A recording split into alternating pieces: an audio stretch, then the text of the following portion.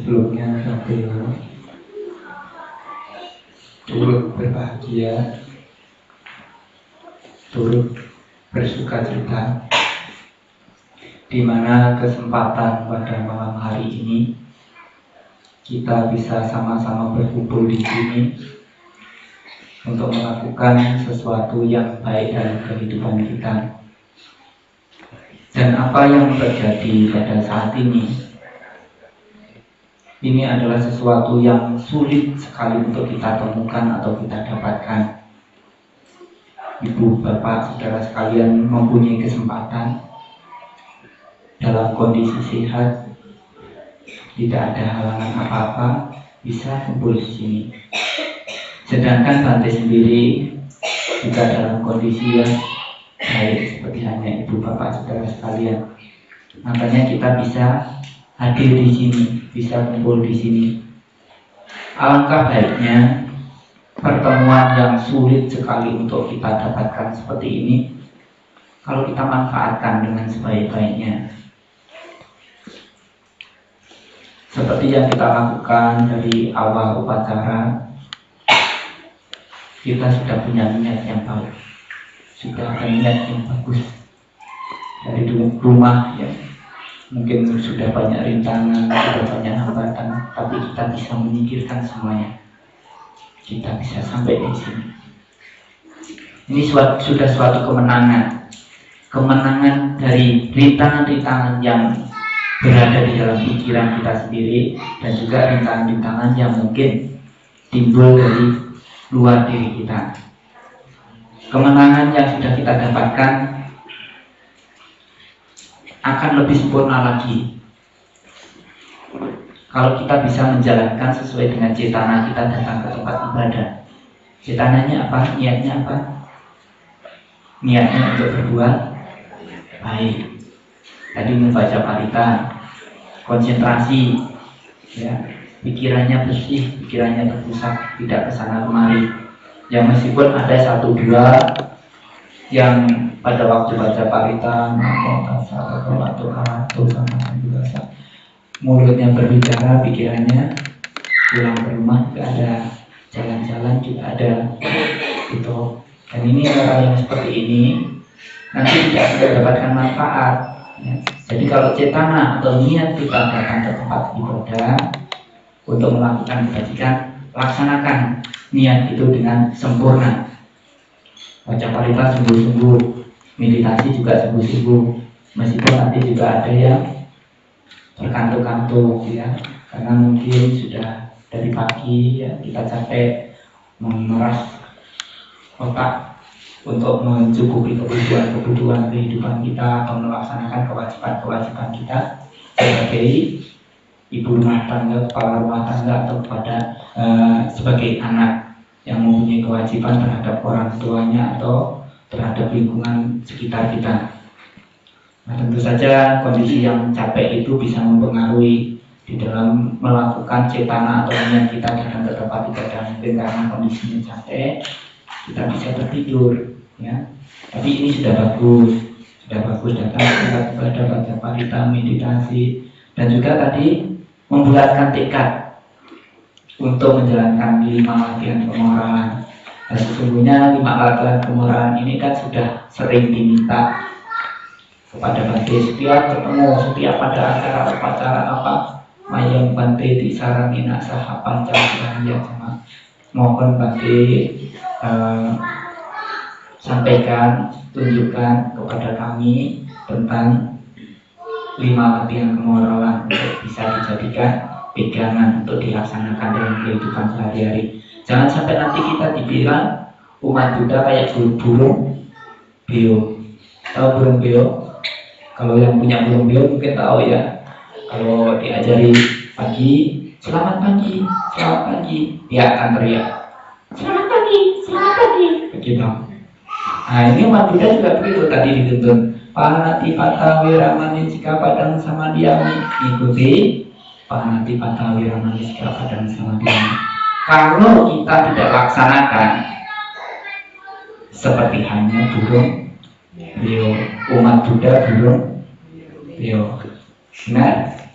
Benar atau salah? Nah, ini yang apa dari kata-kata ini kita harus gunakan. Kalau kita dipingin dianggap sebagai orang yang dewasa, orang yang bertanggung jawab, apa yang kita ucapkan harus dilaksanakan. Tadi nggak ada yang maksa kok. Berarti nggak maksa. Ibu nanti kalau ketemu Bante, Bapak kalau ketemu Bante nanti harus minta di sarana Pancasila. Bante nggak pernah begitu. Tapi minta dengan kesadaran sendiri. Yang Bante disaranin, ya Bante kasihkan dengan tulus. Ini loh sila yang harus dijalankan, sila yang harus dipraktekkan. Begitu. Nah, setelah diucapkan, setelah ditunjukkan, hendaknya bisa kita laksanakan. Nah, ini bukan nunggu nanti untuk mempraktekkan, itu enggak harus nunggu nanti, harus dilaksanakan saat ini, mulainya saat ini. Setelah kita mengucapkan atau pada saat kita mengucapkan itu kita sudah benar-benar mulai melaksanakan dari latihan kemoralan itu. Itulah nanti yang akan membawa manfaat bagi kita. Berbuat baik pasti dapat kita jalankan, menjalankan sila, meditasi, baca paritas, dan kita jalankan. Kesempatan saat ini pun juga kita sama-sama berbuat baik. Berbuat baiknya di mana? Ibu, bapak, saudara sekalian jauh-jauh dalam kondisi yang capek masih ingin berbuat baik, mendengarkan ceramah. Ini juga berbuat baik. Bante berbuat baik, ibu-ibu berbuat baik. Kalau misalnya hanya satu, misalnya ibu-ibu ingin berbuat baik, tapi Bante tidak ada yang berceramah misalnya, bisa berjalan? Tidak bisa. Kalau ada yang berceramahnya kemudian tidak ada yang mendengarkan, bagaimana? Sama-sama tidak bisa berbuat baik. Karena ada yang mendengarkan dan juga ada yang berceramah, maka kita sama-sama berbuat baik. Bante berbuat baik menyampaikan dhamma di sana atau sasana dhamma, sedangkan ibu bapak saudara sekalian memberikan kesempatan untuk Bante berbuat baik. Untuk memberikan kesempatan orang lain berbuat baik ini pun juga adalah berbuat baik, ya. Jadi diingat hal ini, saat ini kita juga sedang berbuat baik. Kalau pikiran kita terfokus di pikiran kita terpusat dalam kondisi sekarang ini, saat ini, kewajiban saya apa? Yang harus saya jalankan apa? Kalau Bante berbicara, ibu, bapak, dia mendengarkan. Itu adalah akan memberikan manfaat yang besar. Jadi nanti kalau misalnya pulang dari wihara, tadi kamu kemana? Ditanya suami, ditanya istrinya. Saya tadi mendengarkan ceramah. Apa isinya? Apa yang diceramahkan? Bisa jawab. Tapi kalau kamu konsentrasi, misalnya tidak mendengarkan sungguh-sungguh, ditanya, tadi kamu belajar di wihara dapat apa? Wah, ngantuk saya tadi, tidak bisa konsentrasi, ingat ini, ingat itu, ingat kamu juga tambah buat jadi tidak bisa konsentrasi, tidak tahu apa-apa, begitu. Jadi mari sama-sama kita manfaatkan kesempatan saat ini untuk belajar dhamma, ya. Sesuai dengan tema atau topik kita pada kesempatan malam hari ini adalah agama mengajarkan kita untuk menjadi orang yang baik, menjadi lebih baik. Jadi ini tentang agama, tentang hidup kita. Kalau seseorang itu menganggap remeh agamanya, misalnya ingin mendapatkan jodoh, kamu kalau mau mirip dengan saya harus pindah agama saya. Keyakinannya hidupnya sebatas cinta pada si pacarnya atau pada pasangan hidupnya, hanya sebatas itu. Atau kadang-kadang kamu kalau ingin mendapatkan hadiah dari saya, kamu harus ikut agama saya. Sebatas keyakinannya, sebatas hadiah yang diberikan, gitu. Jadi sesungguhnya masalah keyakinan, masalah agama itu menyangkut hidup kita. Kalau keyakinan kita benar, keyakinan kita baik, nanti membawa pikiran menjadi tenang, pikiran menjadi baik, ucapannya juga baik, tingkahannya menjadi baik. Memang sungguh sulit untuk mendengarkan ajaran benar, sungguh sulit untuk mempraktekkan ajaran benar. Sulit enggak? Panati Pata Wiramani Sikapa dan Samadhiyami bisa diucapkan dan bisa dipraktekkan. Sulit kan? Jadi kadang-kadang kita bisa ngomong tapi tidak bisa melaksanakan, sama hanya biro-biro tadi ya. Gitu. Kalau kita mengatakan, wah orang itu pandai ya ceramah, orang itu pandai ya berdakwah, orang itu pandai ya berdiskusi, itu hal yang biasa. Karena apa? Semua orang bisa ceramah, semua orang bisa diskusi, semua orang bisa berdakwah, bisa semuanya. Karena lebih masa kalau bisa mempraktekkan apa yang dia ucapkan, itu baru namanya luar biasa. Ya, harus dimulai dari dirinya sendiri untuk menjadi baik. Ya, jadi agama kita anut, kita yakini untuk merubah diri kita menjadi lebih baik. Apakah sebelumnya tidak baik nanti? Sebelumnya kita tidak baik. Iya. Karena kalau kita sudah baik, kita tidak memerlukan lagi ajaran agama. Karena apa? Karena sudah baik, karena sudah ngerti, karena menjalankan kehidupannya sudah sempurna, tidak perlu lagi ajaran agama. Tetapi karena kita tidak ngerti, karena kita tidak mempunyai tingkah laku ucapan pikiran yang baik, kita menggunakan sarana agama untuk kita pelajari dan sebagai tuntunan di dalam kehidupan kita supaya menjadi lebih baik. Tentu saja di dalam Dhamma, di dalam Guru Agung kita pernah menyampaikan, jangan hanya percaya begitu saja apa yang Anda ucapkan. Jangan hanya percaya begitu saja apa yang orang tua-tua sebutkan atau sampaikan. Jangan percaya begitu saja apa yang dituliskan dalam kitab suci. Jadi kita harus menyelami sendiri. Setelah kita pelajari, ya, kita mengerti, kita praktekkan, kita selami, kita praktekkan di dalam kehidupan kita. Benar nggak ajaran ini membawa kebahagiaan? Kalau suatu ajaran tidak membuat kita menjadi lebih baik, buat apa kita meyakini, menganut, memeluk ajaran agama itu? Jadi ajaran agama itu fungsinya adalah untuk diri kita sendiri, manfaatnya adalah untuk diri kita sendiri. Berdirasa semuanya yang mau berbuat baik ataupun yang tidak mau berbuat baik, hidupnya adalah menderita. Yang tidak mau berbuat baik aja menderita, apalagi yang tidak mau berbuat baik lebih menderita. Itu. Kenapa kita mau susah-susah hujan-hujan datang dari jauh-jauh ke tempat ibadah, pergi ke sana kemari untuk mencari pengetahuan, mencari ilmu untuk berbuat baik? Kenapa? Karena kita menyadari bahwa hidup kita mengalami penderitaan. Kalau di kehidupan kita tidak ada problem, tidak ada masalah, mungkin bagi katakan agama tidak diperlukan lagi.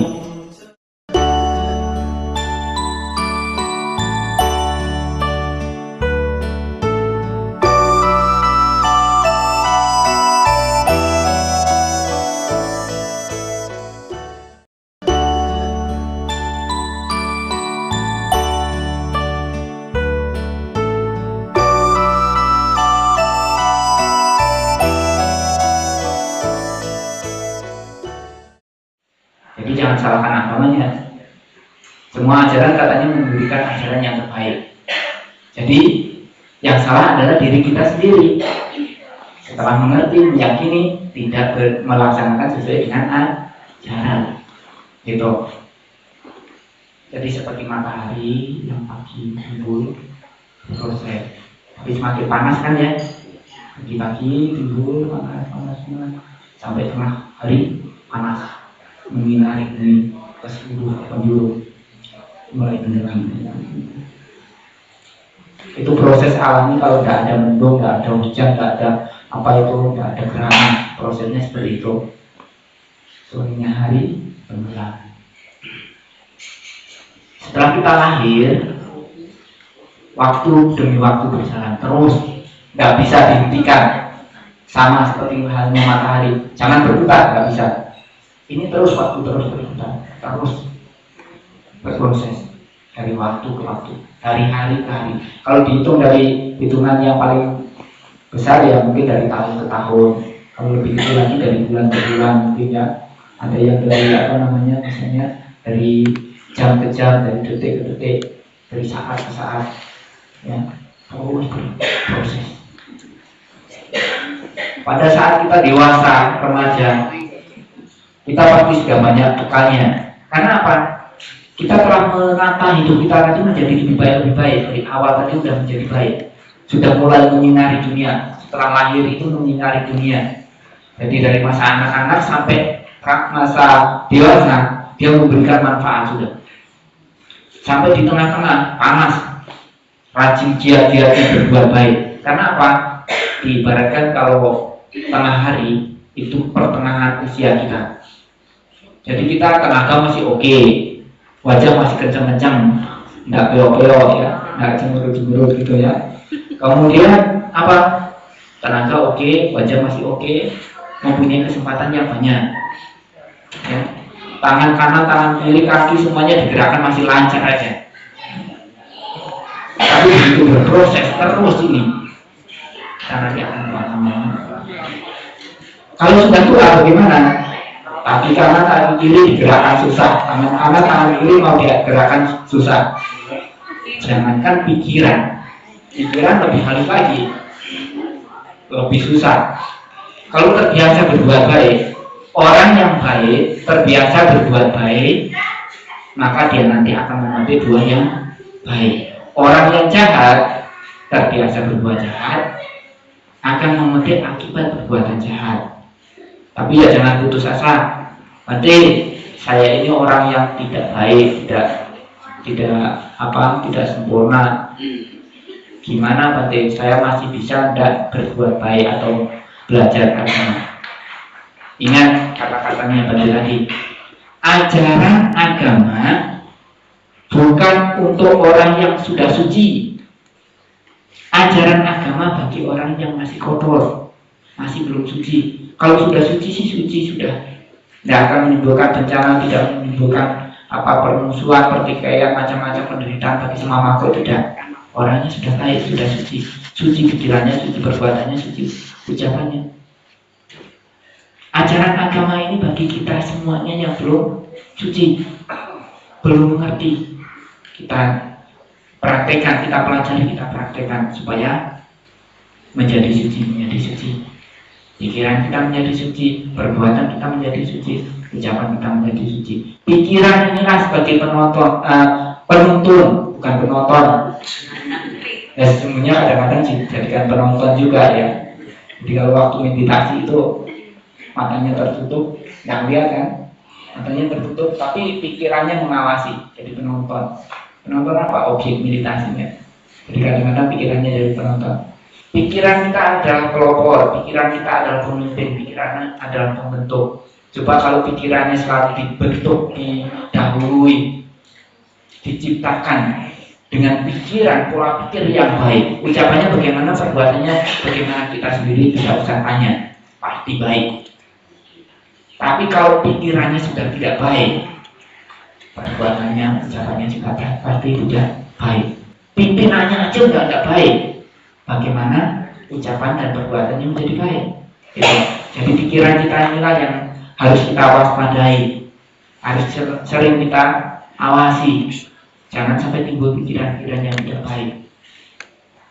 Karena agama yang kita yakini, sesungguhnya kalau kita praktekkan dalam kehidupan kita sudah jauh ke depan, sudah mempunyai bekal yang banyak. Tapi selagi agama itu hanya sebagai wacana, sebagai omongan, itu kita semuanya tidak punya bekal, tidak punya bekal.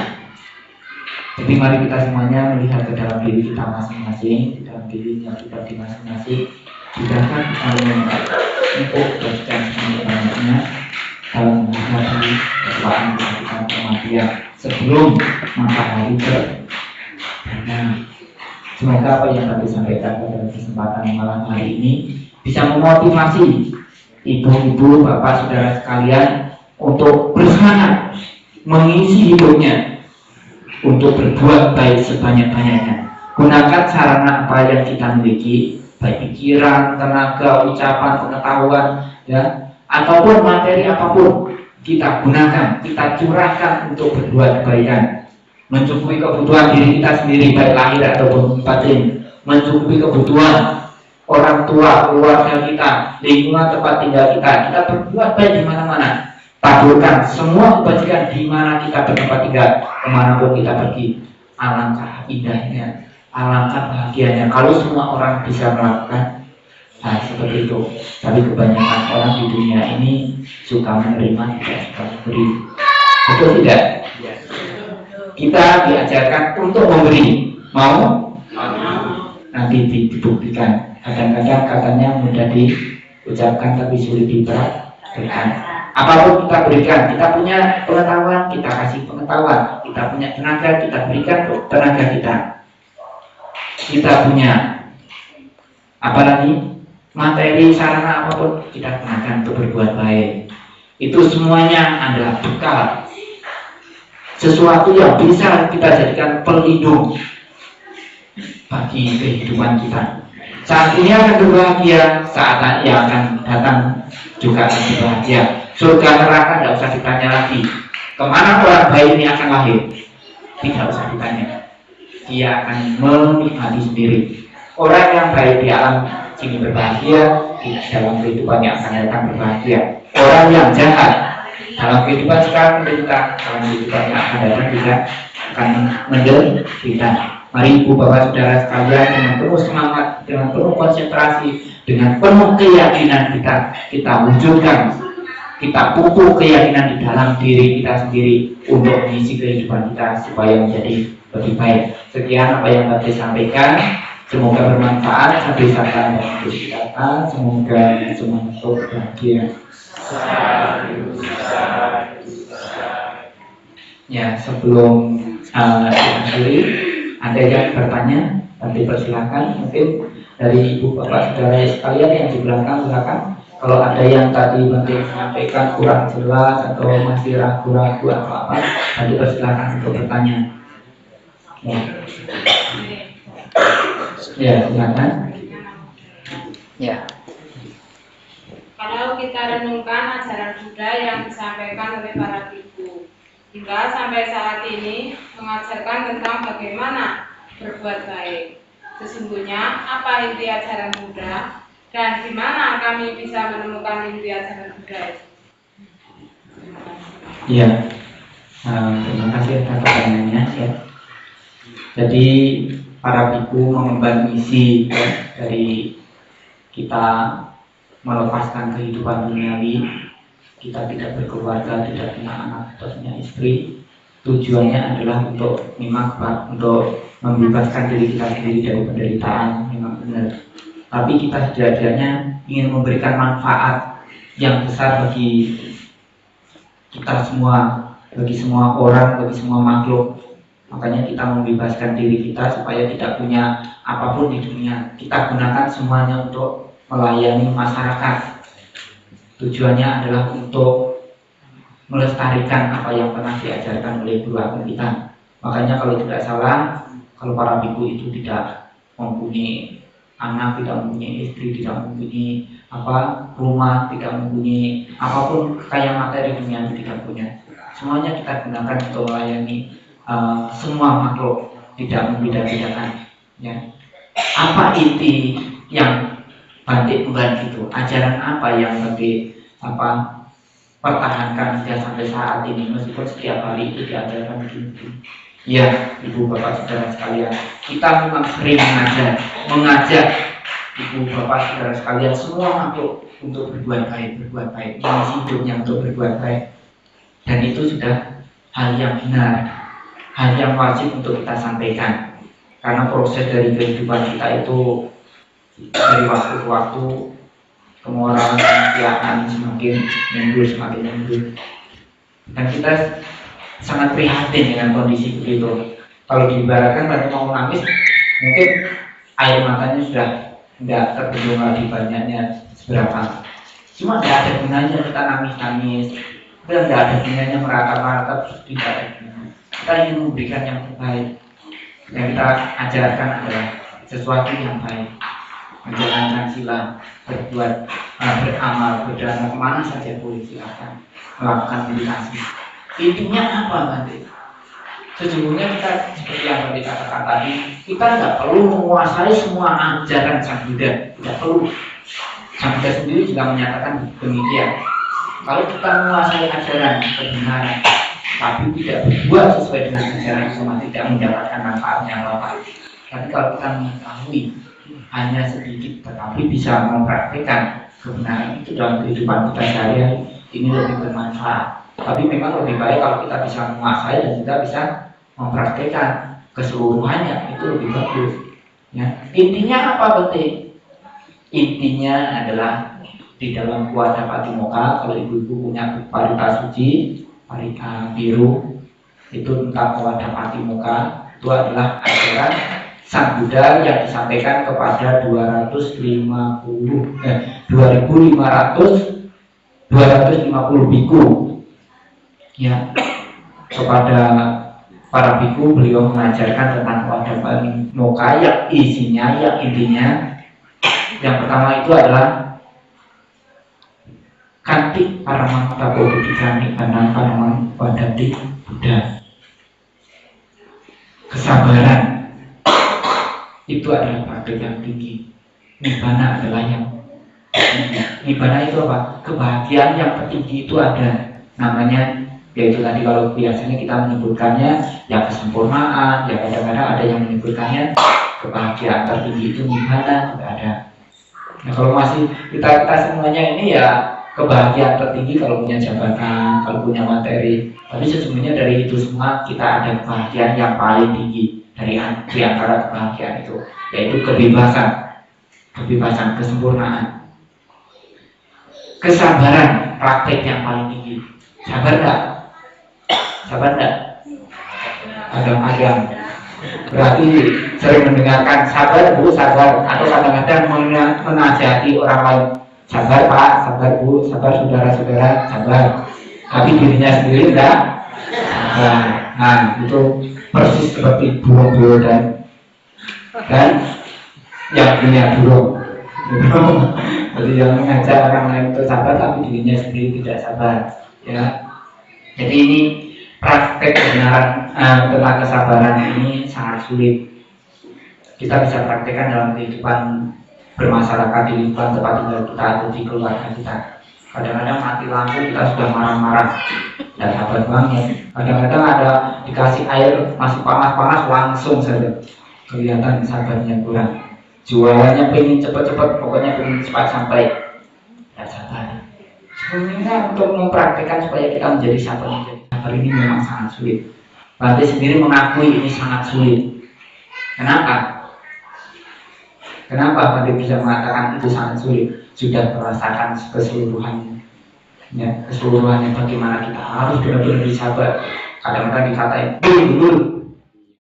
Iya, emang gundul. Kamu gimana lagi? Hah? Orang kok kayak gembel minta ya.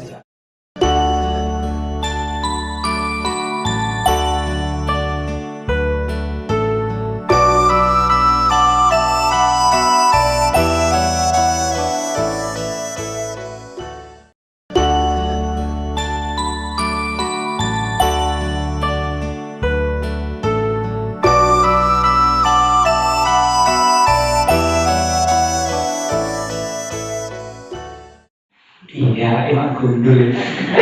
Kamu gimana lagi? Hah? Orang kok kayak gembel minta, ya tidak apa-apa, saya minta permintaan. Hidup kita adalah hidup dari pemberian. Ya. Jadi kita tidak memikirkan apapun. Misalnya kita dikasih bisa makan hanya sekali, happy saja. Pakaian juga tidak seperti ibu-ibu, bapak-bapak, saudara sekalian harus 5 setel, tidak. Cukup satu, mau ketemu presiden, mau ketemu wakil presiden, mau ketemu raja, mau ketemu orang jabatan kayak apapun dari bawah sampai yang paling tinggi, ini sudah yang paling baik juga. Tidak ada jas, tidak ada dasi lagi, gitu. Yang memang kadang-kadang dikasih tahu kan, nanti mau ketemu presiden tidak boleh pakai jepit, Tidak boleh pakai alas kaki, harus pakai sepatu. Nah, nanti mau beli sepatu di mana orang punya, nggak punya uang, nggak punya mata pencaharian. Nanti kalau ketemu presiden harus pakai dasi, pakai pakaian yang rapi. Ini udah pakaian kebesaran saya ini, nggak bisa diganti ya, nggak bisa diganti. Mau terima atau nggak terima, inilah pakaian kebesaran saya, ya harus bisa terima ya. Untuk praktik kesabaran sangat sulit. Nanti dari kemarin kita usaha untuk mempraktekkan dari mulai jadi ibu, belajar praktek, sering-sering mengatakan sama umat-umatnya, ayo ibu bapak saudara sekalian belajar sabar. Tapi sewaktu kita menghadapi permasalahan, bisa nggak kita menghadapi itu dengan kesabaran? Kadang-kadang sulit, tapi bukan sulit tidak bisa, tetapi sulit pasti bisa. Berarti kalau dikatakan nanti untuk praktek sulit, kesabaran itu sulit, ya memang sangat sulit, tapi bukan berarti tidak bisa. Saya pasti bisa. Nanti dimarah-marahin orang, dicaci maki orang, dikata-katakan orang, dia bisa saja, nggak apa-apa. Silahkan kita rasakan, itulah nikmatnya dari perbuatan saya. Kalau saya melakukan itu kejahatan itu, kalau misalnya mengetik, hal yang wajar kan? Kalau saya pernah mengatain orang-orang kasar, kata-kata jorok, kata-kata yang membuat telinga pedas misalnya begitu. Kemudian suatu saat saya dikatakan demikian, ya tidak ada salahnya, karena saya pernah mengalami itu. Gitu. Nanti ada cerita-cerita yang panjang tentang kesabaran, dan ini baru juga berjalan. Nanti mau membuat tempat meditasi. Satu kali kita tanami, mau buat untuk kebun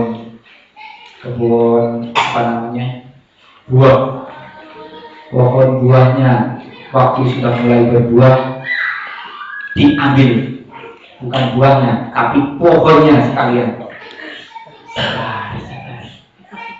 Tanami pagarnya potong. Waduh, sabar susah juga ya, harus sabar. Masa kalau baginya sering mengatakan berlatih sabar ya, sabar. Akhirnya begitu langsung marah-marah, alangkah malunya si gundul. Ya, alangkah malunya sering mengatakan sabar, tapi begitu aja tidak sabar. Kemudian ada yang sampai membuat umpak ya, yang dibuat itu fondasi. Dihancurkan juga. Aduh, gimana ini? Padahal kalau Bante lihat, ibu bapak saudara sekalian kan adanya ya seikhlasnya Bante gunakan untuk itu, supaya nanti kita punya sarana untuk meditasi yang bagus. Gunakan lagi. Dihancurkan juga. Sabar. Dan terus harus sabar. Semakin kita bisa mempraktekkan kesabaran itu, itulah orang yang jos, orang yang bagus. Dicaci maki, sabar. Diludahi, dicotos, diciwit, sabar. Wah, semakin jos. Kok bodoh amat ya begini kan, kok tetap aja diam aja. Nikmatnya hasil dari kejahatan saya. Jadi kalau kita menceritakan itu, sesungguhnya menceritakan kejelekan kita sendiri. Karena apa? Buah yang kita petik adalah tanaman kita sendiri. Jadi kalau kita cerita tentang kejelekan, sesungguhnya kita lah yang jelek, ya. Karena menanam itu. Inti dari ajaran Buddha di sini adalah kanti tadi, kesabaran adalah praktek yang tertinggi, nibbana adalah yang paling tinggi yang harus kita capai. Kemudian untuk mencapai nibbana ini, kebahagiaan yang tinggi, kesempurnaan ini, pertama, sabapa asakaranan kusala supasampada sacita pariyoda panah hitam budana sasangan. Apa itu artinya?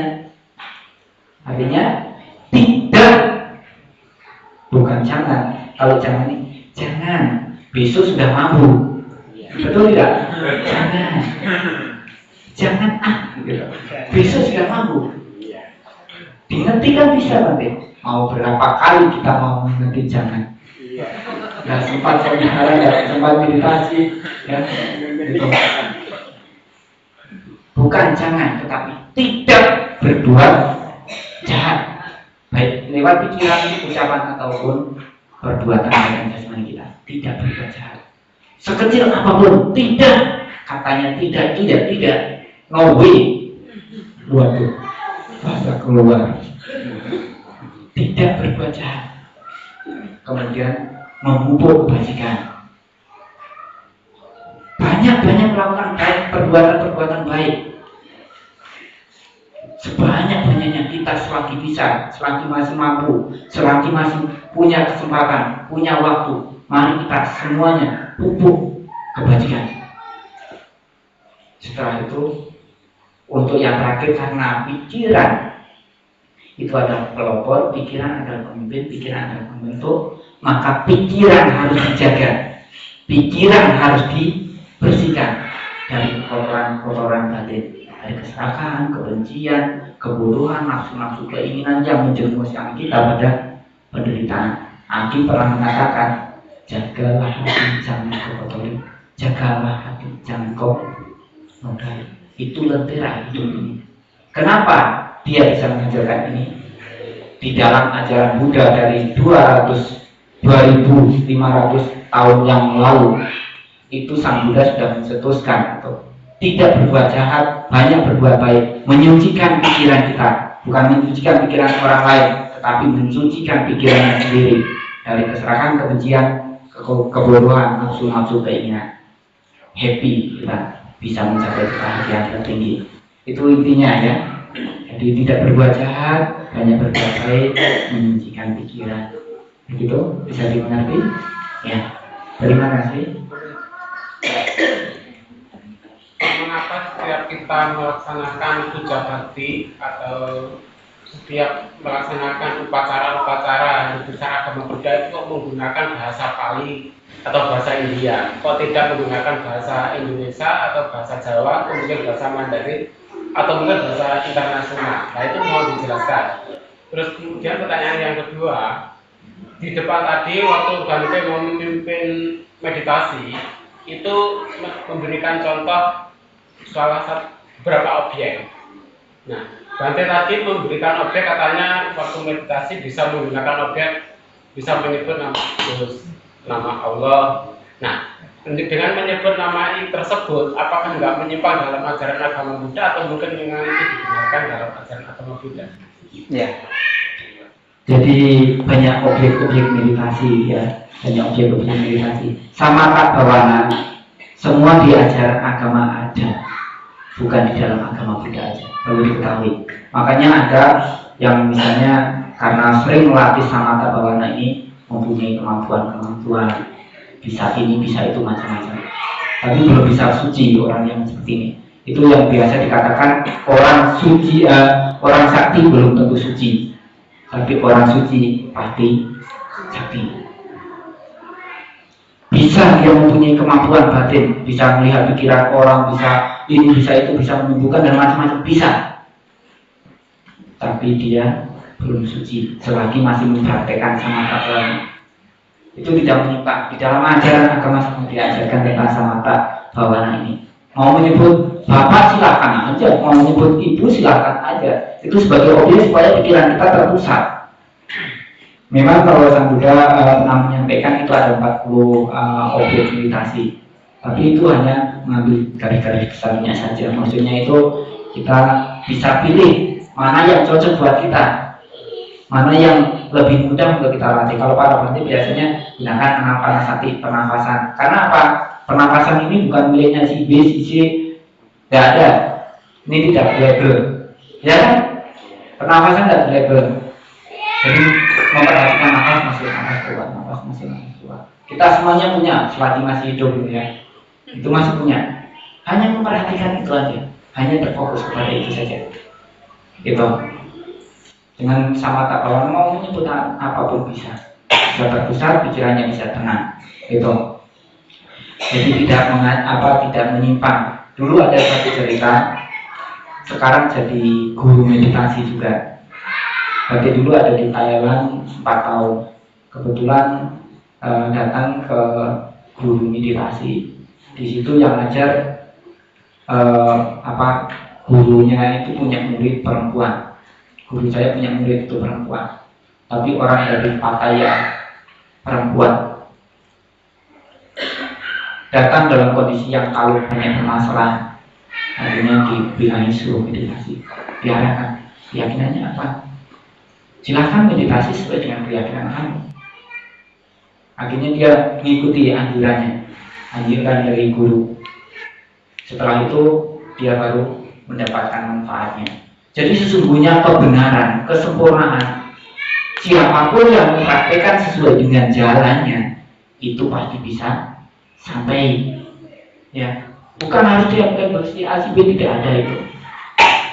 Agama Buddha tidak di Indonesia aja namanya agama Buddha, tapi sesungguhnya labelnya adalah ajaran Buddha. Untuk mencapai kebenaran, kita semuanya bisa menjadi Buddha. Jangan putus asa. Ya, kita semua bisa menjadi Buddha. Itu pertanyaan yang pertama.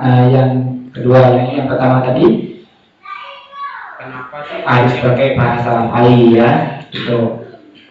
Jadi kalau di Indonesia, kenapa harus pakai bahasa Pali? Kenapa tidak harus pakai bahasa setempat? Misalnya kalau di Jawa ya pakai bahasa Jawa, kalau di Batak ya pakai bahasa Batak, di mana itu Dayak pakai bahasa Dayak atau apa? Kenapa enggak gitu aja? Ya silahkan. Om Jai Juni Juni Sapwa Om Jai